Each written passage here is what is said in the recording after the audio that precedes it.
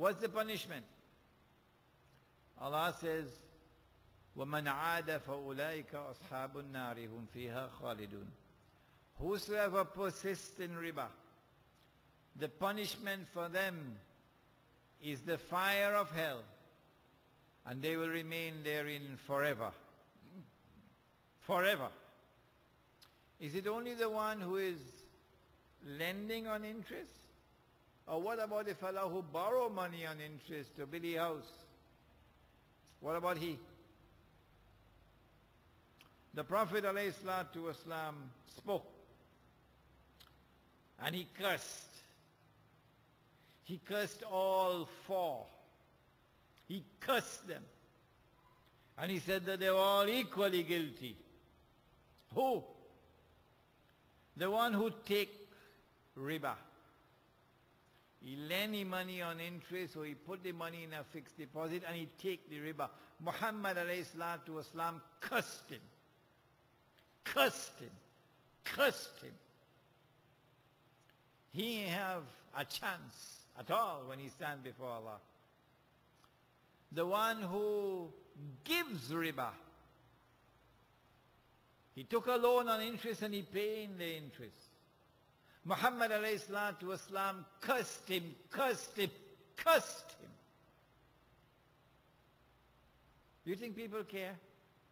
I could repeat it a dozen times. Do you think people care today? No. It doesn't matter. Does anyone teach the subject? Is anyone going around to the masajid, to the Muslim community and teaching the subject of riba? No. No, nobody wants to teach the subject. He cursed the one who takes riba. He cursed the one who gives riba. He cursed the one who records the transaction. And he cursed the two witnesses. And he said they're all equally guilty. The very last revelation to come down in the Quran, just before the death of the Prophet ﷺ, was on this subject, riba. Yes. And the Prophet warned us about riba. It doesn't matter, he says, whether the interest rate is high or whether it's low.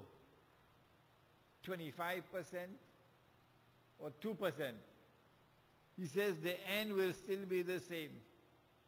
People go end up in poverty and destitution. It's just a matter of time. When the rate high, they go reach poverty and destitution faster.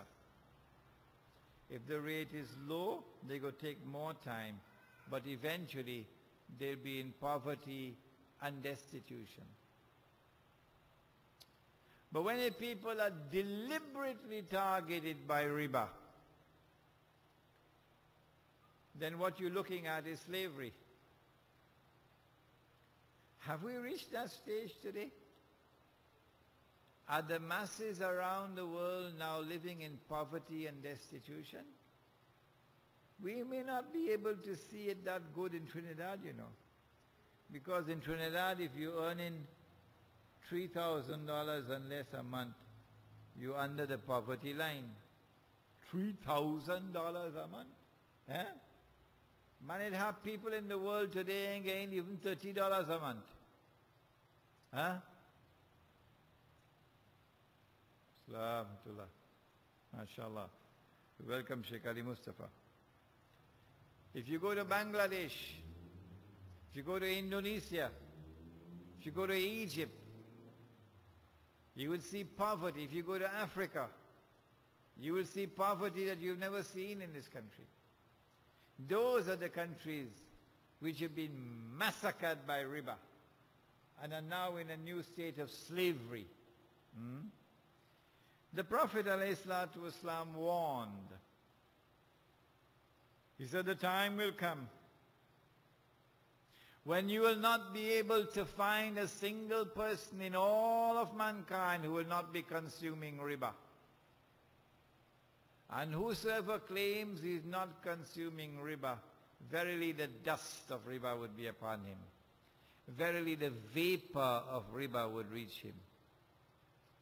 I want to say to you that we are living in that age today.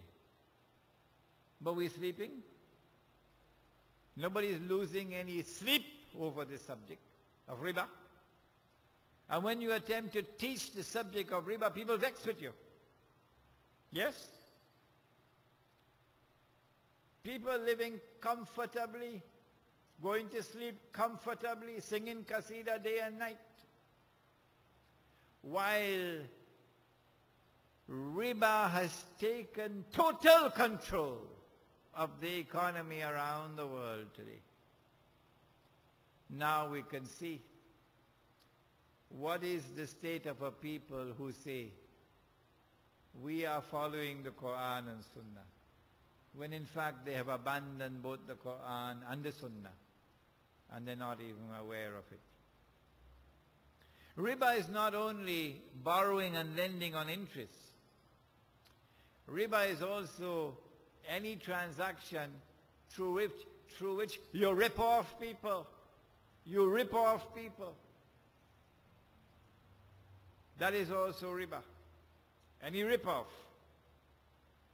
Well, the biggest rip-off of all, since our father Adam alayhi salam set foot on earth, the biggest rip-off of all is a rip-off called money. Yes. But who bothers about the subject? Who teaches the subject? Nobody. Nobody cares about it.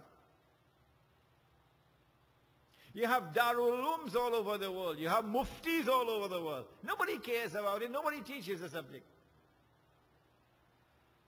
And yet the snake is pumping its venom into the Muslim community around the world, paralyzing us. The Prophet ﷺ gave us money. We call it sunnah money. We never even heard the term of sunnah money. What is sunnah money? It's also in the Quran. It's not just sunnah, it's also in the Quran. It is gold and silver coins. Gold and silver coins.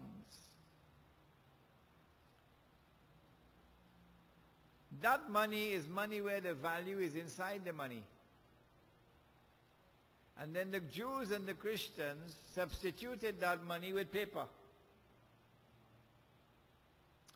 On Sunday, we're going to be dealing with this subject in detail. But guess what happened when you abandon Muhammad alayhi salatu wasalam? You abandon him. And you follow the Jews and Christians down into the lizard's hole. And you start using the paper.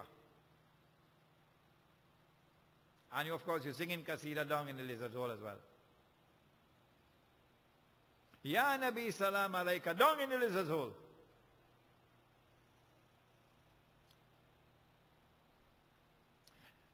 When you work for a whole month and you get your salary with a gold coin,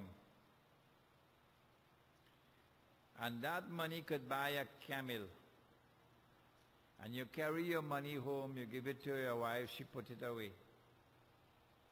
5 years, 10 years, 15 years, 20 years later, you take it out. Demand and supply remaining constant, you could still buy the camel. Yeah. Because the value of the money is in the money, intrinsic.